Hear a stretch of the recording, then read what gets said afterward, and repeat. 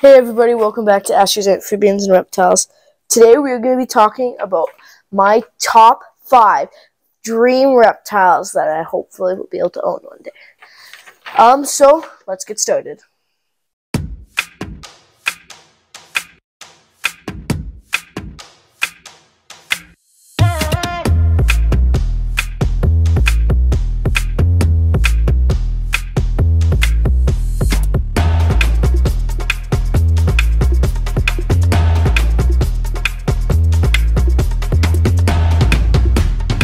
Number 5, Sahara Uromastyx. Sahara Uromastyx are these beautiful Uromastyx from Africa, because the Sahara is in Africa, and they're just wonderful animals, and they're so cool. Like, I know some people don't like them because they're mean or whatever, but I love these guys. But to tell you the truth, I probably will never own these guys because I own a bearded dragon, and bearded dragons carry a virus that is harmful to Uromastyx, and so I probably will never own one of these, and you'll probably never see one of these in my channel, but maybe I will. Subscribe if you want to see that. They are beautiful Uromastyx that are basically only herbivores. I got confused with omnivores and herbivores. But they're only herbivores, which means they only eat vegetables and greens and grasses and plants. That's what I'll say. They will sometimes very rarely eat bugs, but their main diet is plants and greens, and they'll even eat seeds, which is, I'm pretty sure they're the only lizard that eat seeds, which is crazy. And in captivity, they will need a 75 up, basically. Well, actually, not 75 up. The bare minimum, I would say, for one Uromastyx is a 40 gallon. The bare minimum, but don't always go with the bare minimum. I would say a perfect one is a 75 gallon, where there's a lot of room for just one, and it's basically perfect.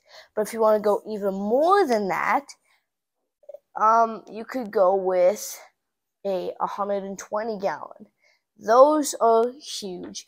Those would be ideal for 2 because it's just a huge tank. In captivity, they will eat lentils, vegetables, leafy greens, and even seeds. You could have seeds as a substrate, actually, and they'll just eat the seeds. And they're awesome. But they're not higher up on the list because they need it hot. Really hot. But there we go. Now let's move on to the next one. Number 4, frilled dragons. Frilled dragons are such cool lizards in Australia, same way you'll find the bearded dragon in the outback.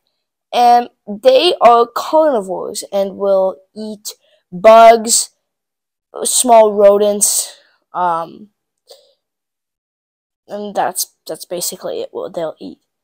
And they are just amazing because they can basically, like a bearded dragon will puff up its beard, they will frill up a little display, which they'll use, and they'll open their mouth, which they'll use for when they're being defensive. And they are such cool lizards.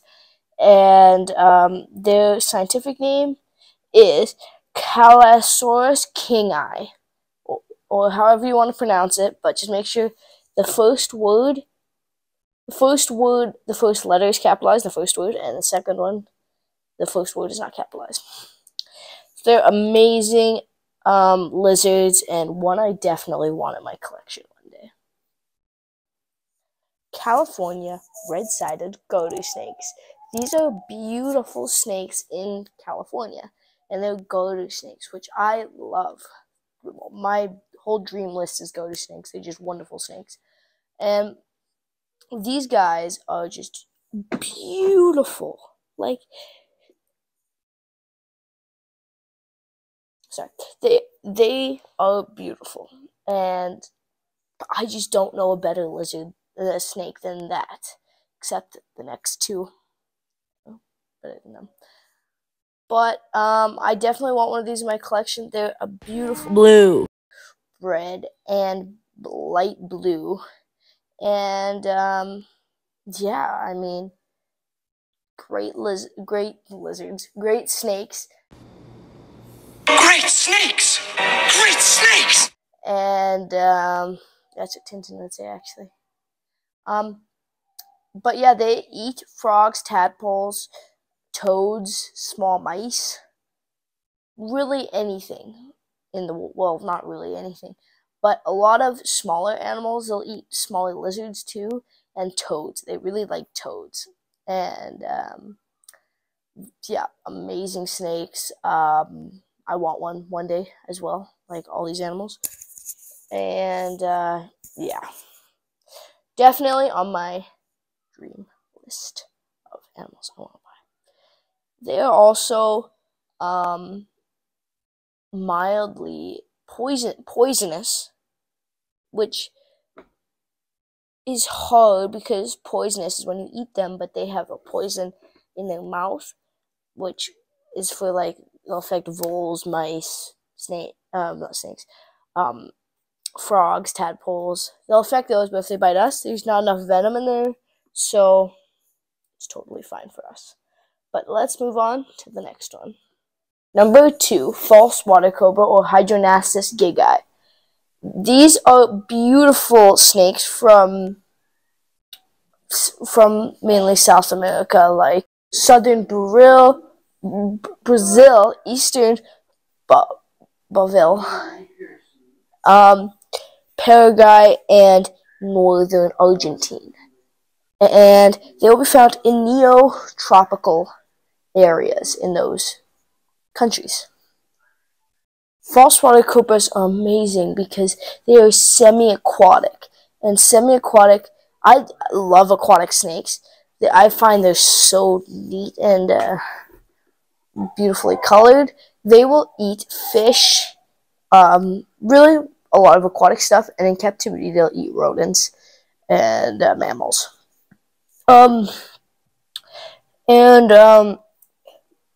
They have this. They're mildly venomous, but mildly venomous as in bite you. You might get a little sick, or you may throw up, or you may be rushed to the hospital.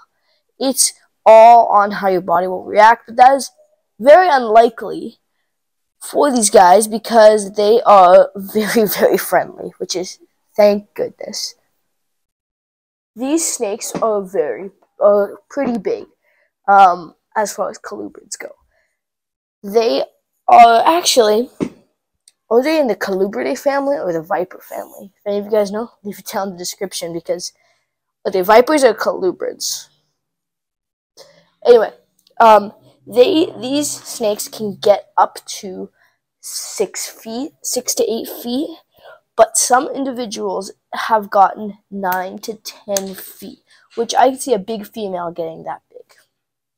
Number 1, my dream snake, black-tailed crebo, or Dicoron melanurus.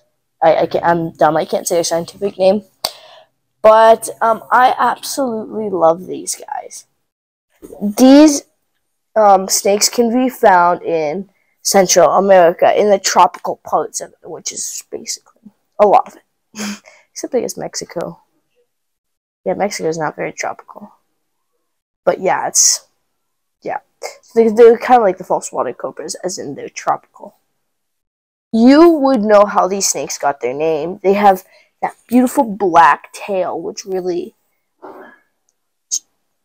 just is just beautiful. I love dark snakes, dark colored snakes, and I also love really bright colored snakes.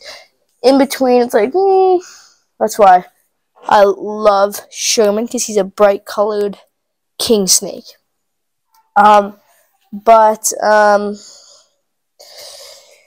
These guys get their name from their black tail, which I'm sure you even know. And my hair is not going where it should go. There, got it. These snakes get a little smaller than the false water cobra, with a rough 9 to 8 feet. And these guys can live upwards of 20 years or more. Same with most of the animals on this list. They're part of the Holy Grail. Well, their cousins are the Holy Grail Eastern indigo snakes, which I also want to own one day, but I actually prefer the black-tailed Cree boa. But these guys in the wild will eat a varied diet of reptiles, so they're reptile eaters. They'll also eat fish and aquatic animals, and they will eat mammals. In captivity, your snake will thrive off of only really rats and mice, and occasionally a big fish. That is my list. What do you think of it? If you want to see all these animals in my collection one day, hit the subscribe button, and don't forget to put in the comments what videos I should do next, because I like to do what you guys want to see, basically. But thank you guys for watching, and I will see you guys all in the next video.